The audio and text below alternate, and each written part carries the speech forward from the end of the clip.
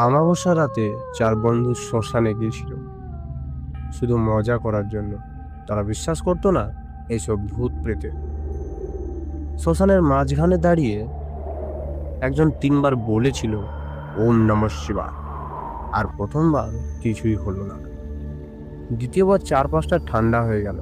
তৃতীয়বার বলতেই বট গাছের নিচে দেখা গেল একজন সাধু। চোখ যেন তার লাল, হাতে ত্রিশূল। সে শুধু একটাই কথা বলছিল, যারা মৃতদের ডাকে তারা এসে ফিরে যায় না।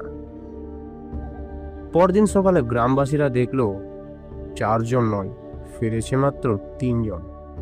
চতুর্জনকে নাকি আজও অমাবস্যার রাতে শ্মশানে দেখা যায়,